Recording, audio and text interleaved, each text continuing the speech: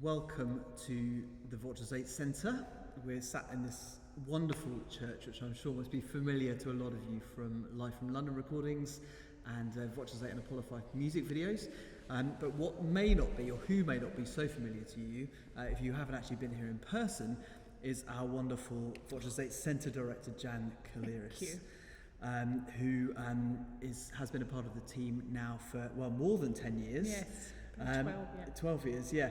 And it's a very special week for us, very special month for us, really, because it's 10 years, almost to the day, since we took possession of the VOCES8 Centre.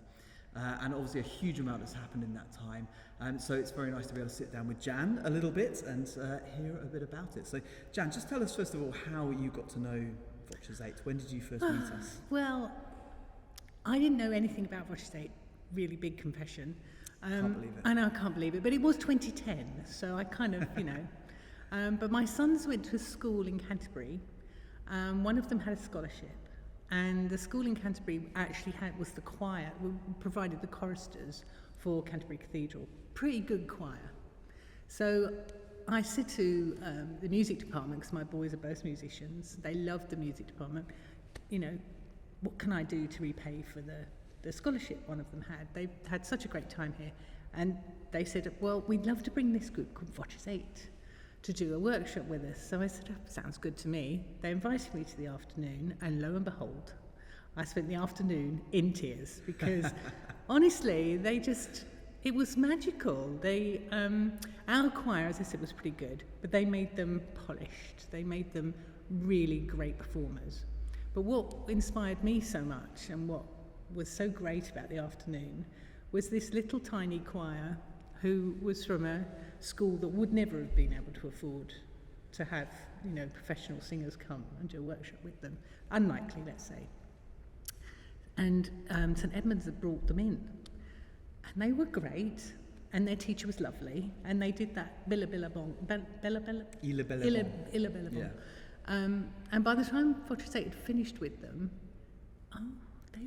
they were just wonderful, and they were so proud, and but what was unique for me was, you know, hearing you guys sing for the first time, and then you invited them to the concert in the evening, which was very unique, okay, just unique.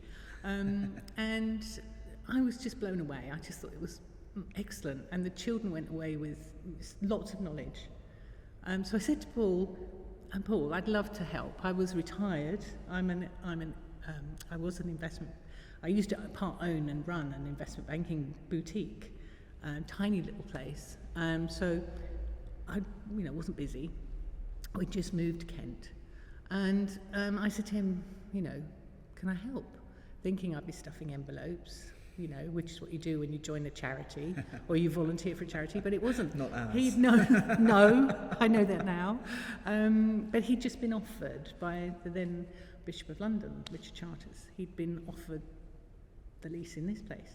So Paul and I sort of got our heads together, and I helped him write the business plan to get it open, did lots of negotiations, took about 18 months, 2 years, and then lo and behold, we had the lease in our hands and the keys to the door, and don't know how it happened, but I ended up running it. So, and I'm still here. So amazing. For 2 years I was a volunteer, and it was in a mess when we first got in. It looks beautiful now, and we had thousands of pews. Do you remember the pews? I do remember the pews. And yeah. I used to have to drag them around to make We've the still place. got a couple of them. We've still got a haven't couple. we? And I sold the rest of them to a pub in Norwich Lincoln, who were opening up. They weren't special ones. They were pretty rubbish ones done in the 70s, just so that we know. Anyway, we had to get the loos sorted. Do you remember the first time you walked through the door? What did you think the first time you walked into the place? I was like, oh my goodness, this Appalled. is quite... No, I mean, this place is very special. It is. When you walk in, and the first time you come in here, and I'm not a singer at all, you wouldn't want to hear me sing, but then to know that we were going to have this supreme group singing in here, but it's very special when you walk through the doors.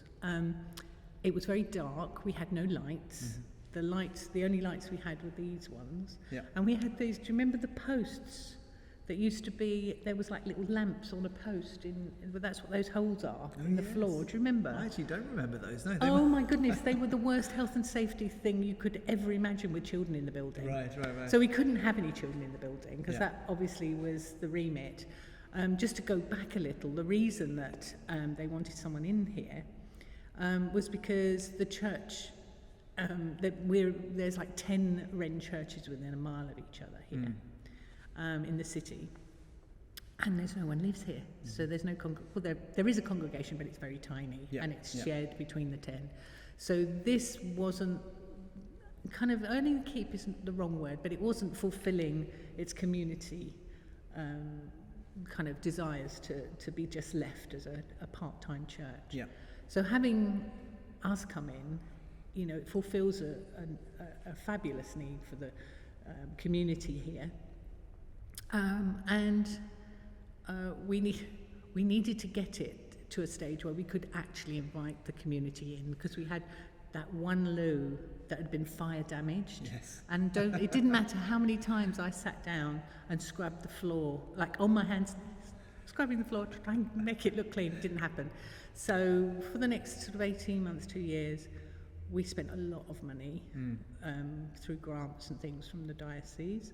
The diocese had put some cash aside for us to get it up to standard, to have children come in, and we had all sorts of health and safety things. Anyway, on the 30th of June, we opened the doors and we had a fabulous do. Yeah. Invited all our friends, and that's it. Yeah. And it's just grown since then. I mean, it still is a functioning church. It's called a Chapel of Ease to St Vidas, who are basically our landlords. They're a fabulous Wren church just over the road, just around the corner, who are, they look after our keys for us and all sorts. They're amazing, sort of opened from then, and then I guess we didn't have the first children in for about 3 or 4 months, and then they all started to arrive. It was wonderful. I mean, it was literally wonderful. That was why I mean, as wonderful as it is to be part of the VOCES8 sound and the group and all of that, the thing for me is the children. Yeah. I'm born and bred. My school was just in Aldgate. Right. And I remember those days when we had anyone come to the school to give us anything. Yes. Well, we've just had 2 groups in this morning, haven't we? And we're coming to the end of our summer term now, so the children that we've worked with in the schools come to the VOCES8 Centre, and we have a fantastic time. Some of our scholars here this morning leading the workshop session. And isn't that amazing? We've now, I mean, there must be 40 or 50 that we can call on now to do all of these workshops. And I'm just so proud of them, because, I've seen them come in as the newbies and work with the 2 groups, sort of becoming more and more polished. And then there they are this morning with 60 children who, let's face it, some of them, it was challenging for them to be quiet for 3 hours. But they sung their hearts out. It was fantastic. They did. We really had a lovely time. Yeah. It's sad because before, I think up until in 2019, I think we tipped the scale at 5,000 children coming through the building. Yeah. We're nowhere near back up to that. Nowhere near back up to that. And that's we're getting there. I was going to say, it's not anyone's fault. It's, the way things are. Yeah. And the schools find it challenging now to have enough teachers to bring them out. Well, of course, the big dividing line was COVID, wasn't it? Yes. But in addition to the education, the ways that we've been able to use the building for educational purposes, of course, there's been a lot of performance here as well. And so just talk to me a little about COVID and how it affected how we use the building here. Well, COVID obviously was devastating for everyone. But again, I'm just so proud of the way this enterprise or this foundation really pulled together for that.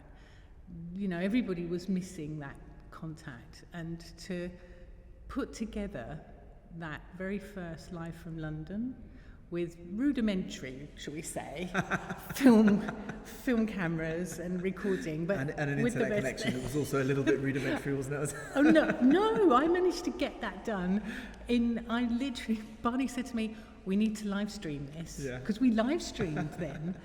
We need to live stream this, so we need an extra ultra fast thing, what's called Wi-Fi, internet. So I rang BT and I just said to them, you have to sort this. We have to have this. We need to be broadcasting. They got that put in for us within 6 weeks. Yeah. So BT. Yeah. Thumbs up to BT. There we go. Yeah. I was just thinking that I was remembering that as you say, we did it live at the beginning, and the connection dropped halfway through.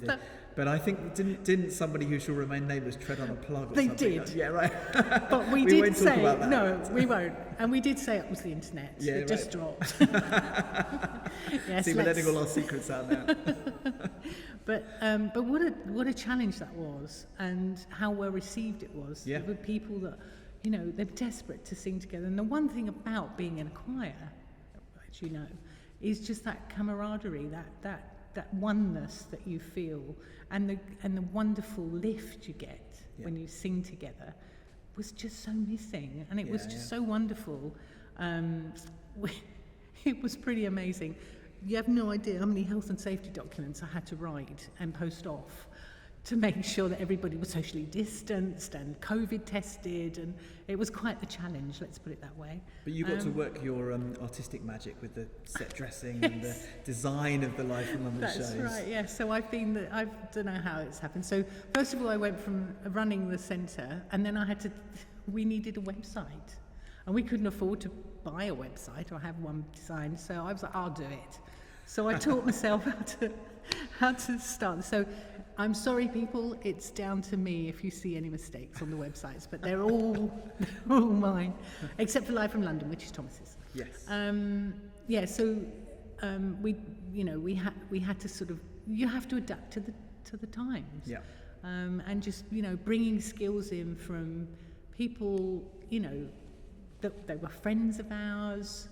They were all people that were in our family, if you like that. We brought them all in, and it gave everyone jobs, which they weren't having at that time. Yeah. We were able to help festivals that were losing money, agents, and there's this whole massive... Anyway, I think you're going to do a whole thing on Live from London, so we won't go on about that. But how fabulous that we had this building. Yes. And we could do that. Absolutely, yeah. It was such a lifesaver, wasn't and it? The collaborations that we could never have had, yes. You know, the King's Singers and the Evangelini, being able to come into the building, yes. Albeit socially distanced. Yes, very much so. Well, that's the last 10 years. What does the future hold? You know, where do we go from here? Where do we go from here? I'm hoping we'll get all the children back. Yeah. It's getting tougher to do that because a lot of schools are closing in our local area because the demographics changed. But we've got so many schools requesting us. It shouldn't be a problem. But there is a massive need. Yeah.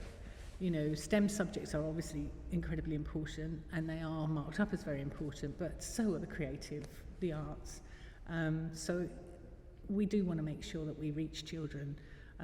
We have a criteria about who we engage with, and that's the children with a high percentage of free school meals. And we make sure that those are the ones we bring in here. And, you know, we have our different groups working with children all over the world. Yes. Not just here in London. And we have lots of visiting choirs that come in. And for the future, I'm hoping I'll have some more film studios come back. Mm-hmm. The film studios have been very quiet, but we've done some fabulous film studios where we just hold them. They don't film here. But, you know, Downton Abbey, Killing Eve, we didn't know what Killing Eve was, but they were all here. And then, of course, it came out and it was fantastic. And they're often filming across the road in They film Goldsmiths over Hall, at the Goldsmiths Hall or just around the city in general. We should have had Tom Cruise here with Mission Impossible, and he broke his ankle. I mean, come on, that was a bit inconvenient. It really was, wasn't it? Yeah. But yeah, so that's very selfish. So, you know, I'm hoping we can get some of those back. But more than anything, we really want to... This building is perfect as a studio, but it does have a little bit of leakage. Right. So we'd love... Leakage in terms of noise. Noise. Just to be clear. Yes, sorry. Yeah. Leakage of noise. We would love if we could to double glaze it. Yep. We do have faculty for that, which is amazing. Faculty being a permission from the hierarchy of the Church of England, Yeah. the diocese. And that would be secondary glazing that you could take down at any time. Yeah. But it would be this unique place.